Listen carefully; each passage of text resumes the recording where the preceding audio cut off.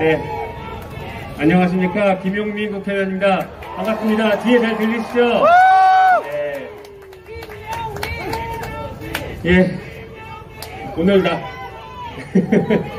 네, 오늘 날도 구준데 이렇게 또 많이 모여주시고 외쳐주시는 게 정말 민주당이 제대로 정신 차리고 제 길 찾아가기를, 그리고 이제 잠에서 깨어나서 일어나서 성큼성큼 걸어가기를 바라시는 그런 마음이라는 거 잘 알고 있습니다. 제가 오늘 말씀드리고 싶은 것은 이겁니다.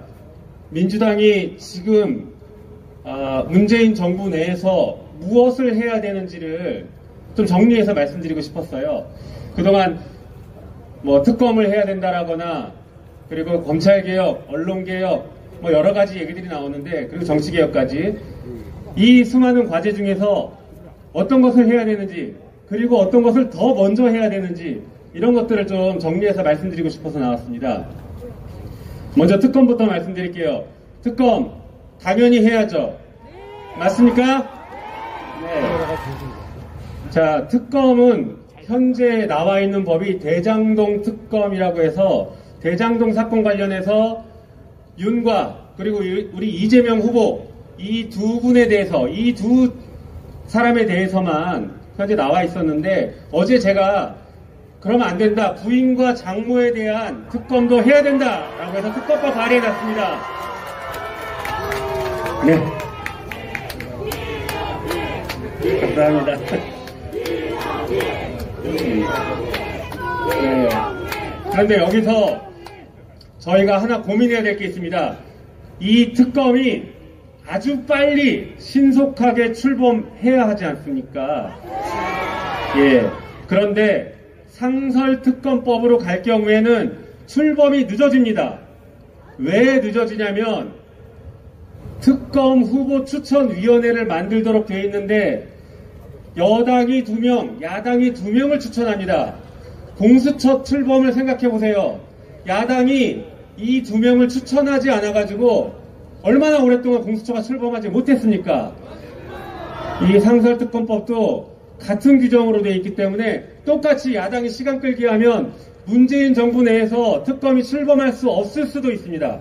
그래서 제가 어제 낸 것은 개별 특검법이고, 이 특검법은 매우 신속하게 특검을 출범시킬 수 있도록 설계해놨습니다.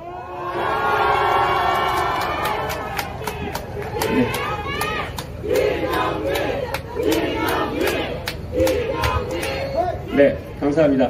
그래서 여러분들께서 특검을 요구하실 때 당연히 본부장 비리 전체를 다 요구해 주셔야 하고, 그리고 특검은 상설특검으로 갈 경우에 매우 늦어질 수가 있기 때문에 가장 신속하게 출범시킬 수 있는 특검을 만들라고 요구하셔야 됩니다. 아시겠습니까? 네.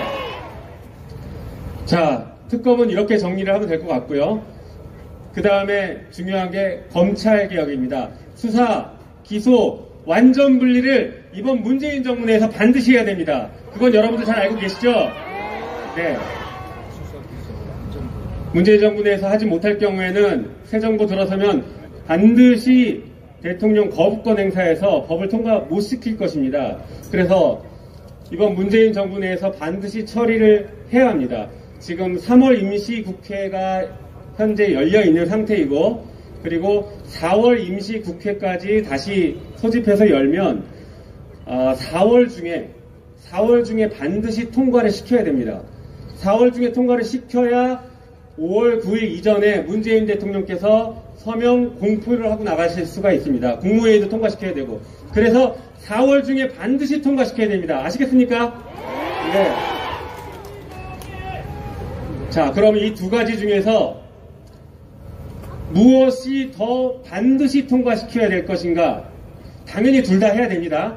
둘 다 해야 되는데, 그래도 더 반드시 꼭 해야 될 것은 여러분 제 생각엔 검찰개혁입니다. 검찰개혁 못하면 모든 것이 끝납니다. 맞습니다. 자, 그리고 어떤 걸 더 먼저 할 거냐? 반드시 할 것은 검찰개혁. 어떤 걸 먼저 할 거냐? 그것은 특검을 먼저 해야 됩니다. 맞습니까? 특검을 먼저 해야 문재인 정부 내에서 문재인 대통령께서 특검을 임명할 수가 있고 그 특검이 지금 윤 당선자에 대해서 대통령 되기 전에 수사를 할 수 있습니다. 그러니까 특검을 먼저 가장 빠르게 해야 됩니다. 동의하십니까? 네. 특검을 가장 빠르게 한다. 그 다음에 수사기소 분리는 반드시 해야 된다. 이렇게 기억해 주시면 좋을 것 같습니다. 그 다음에는 언론개혁입니다. 언론개혁은 여러 가지 과제가 있습니다. 그러나 그 중에서 지금 제일 중요한 것은 지금 문재인 정부 내에서 꼭 해야 되는 것은 저는 공영방송 지배구조 개선이라고 봅니다. 네, 이게 무슨 얘기냐면 KBS 사장, MBC 사장을 정부가 마음대로 임명하지 못하도록 하는 것입니다. MB정부 들어섰을 때 바로 기존 사장들 쫓아내고 MB가 자기 마음에 드는 사람들 임명해서 어떻게 언론을 장악했습니까? 그 역사를 다시 반복할 수 없기 때문에 공영방송 지배구조 개선은 문재인 정부 내에서 반드시 통과시켜야 되는 가장 중요한 언론개혁법입니다. 동의하십니까? 네. 그러면 징벌적 손해배상 어떻게 할 것이냐 또 궁금하실 수 있는데요. 이 징벌적 손해배상도 당연히 문재인 정부 내에서 같이 할 수 있으면 같이 해야 됩니다. 다만 이 징벌적 손해배상 부분은 여전히 국회의장이 상정을 거부할 가능성이 매우 높기 때문에 이것은 조금 더 지켜보고 경우에 따라서 징벌적 손해배상은 윤 당선자가 거부권을 행사하지 않을 가능성이 현재 가장 높은 법 중에 하나입니다. 그래서 우리가 전략적인 선택을 하자라고 하면 거부권을 행사할 가능성이 매우 높은 공영방송 지배구조 개선은 반드시 지금 처리해야 되고 징벌적 손해배상은 가능한 같이 하되 정 안되면 공영방송 지배구조 개선에 집중을 해야 될 수 있다라고 이해를 해주시면 감사하겠습니다. 그렇게 하시겠습니까? 네, 감사합니다. 마지막으로 정치개혁인데요. 정치개혁은 여러 가지 과제들이 나와 있습니다. 우리 지방선거에서 다당제 그리고 나중에 국회의원 선거에서도 다당제를 만들자 뭐 이런 것들이 있는데 지금 당장 여러분들께서 가장 고민하고 실천을 해야 되는 것 그리고 당이 요구해야 되는 것은 당 지도부 선출 방식을 바꾸는 겁니다. 지금은 개파 정치로 흘러갈 수 있는데 그게 아니라 당의 주인인 당원들이 직접 지도부를 선출할 수 있게 바꿔달라고 요구해 주십시오.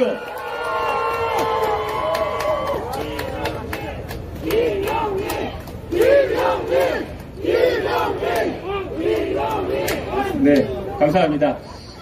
자, 방금 말씀드린 것처럼 당 지도부를 뽑을 때 지금 대의원 비율이 훨씬 높은데 그게 아니라 당원들의 투표 가치가 높아져서 당원들이 당대표와 당 최고위원들을 직접 뽑을 수 있게 만들어야 됩니다. 그렇게 해야 당이 바뀌고 그래야 당이 쇄신합니다. 동의하십니까? 네. 그렇게 만들어야 여러분들께서 우리 사랑스러운 개딸 양아들께서 다음번 총선에 당당하게 요구하십시오. 우리에게 공천해라. 우리도 공천권을 줘라 라고 당당하게 요구하셔야 됩니다. 그렇게 만들어주시기 바랍니다. 안타깝게도 그 지난 21대 총선에서 20대와 30대가 당선된 비율이 우리 민주당 기준으로는 4% 정도밖에 안 됩니다. 그리고 40대가 한 10% 조금 넘습니다. 50대가 60%가 넘습니다. 60대 이상이 20%가 넘습니다. 그러니까 50대 이상이 80%가 넘는 기형적인 구조입니다. 인구 비례에도 맞지 않고 우리 당원들 비례에도 맞지 않습니다. 우리 당원들 20대, 30대 당원들이 20%가 넘게 있는데 어떻게 그 중에서 국회의원은 3%, 4%밖에 못 나옵니까? 이것은 말이 안 됩니다. 그래서 당 지도부를 당원들이 뽑을 수 있게 만들고 그렇게 뽑힌 당 지도부에게 당당하게 2030, 40 국회의원 비율을 제대로 맞추라고 요구해 주시기 바랍니다. 네, 다시 정리하겠습니다. 특검, 본부장 비리 포함해서 신속하게 출범해라 라고 요구해 주십시오. 그리고 수사기소 분리는 4월 중에 반드시 통과시키라고 요구해 주시기 바랍니다. 언론개혁, 공영방송 지배구조를 4월 중에 반드시 통과시키라고 요구해 주시기 바랍니다. 마지막으로 정치개혁은 당 지도부 선출 방식을 이번 8월 전당대회 전까지 반드시 바꾸라고 이번 비대위에게 강력하게 요청하시기 바랍니다. 그렇게 하시겠습니까? 네, 감사합니다. 저는 그렇게 해주실 것이라고 믿고 이만 물러가겠습니다. 마지막 구호 하나. 민주당은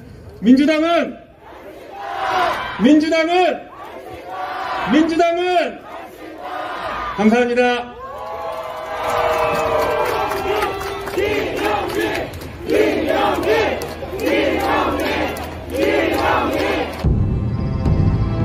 초심 백은종, 그 투쟁의 기록 개벽이 출간되었습니다. 개벽은 이명박이 대통령으로 당선된 직후부터 시작되어 구속되기까지의 여정을 기록한 안티 이명박 투쟁의 역사입니다. 노무현 대통령 분향소를 침탈한 천인공노할 사건과 독도 소송을 함께한 이재명의 이야기, 그리고 이명박 독도 발언의 진실이 담겨 있습니다. 이재명을 저격한 김부선의 실체가 궁금하십니까? 윤석열 검찰이 백은종을 사찰한 이유가 궁금하십니까? 개벽에 모든 이야기가 담겨 있습니다. 시민운동가 백은종과 서울의 소리에 힘을 보태주십시오. 여러분의 지지와 성원을 기다립니다. 감사합니다.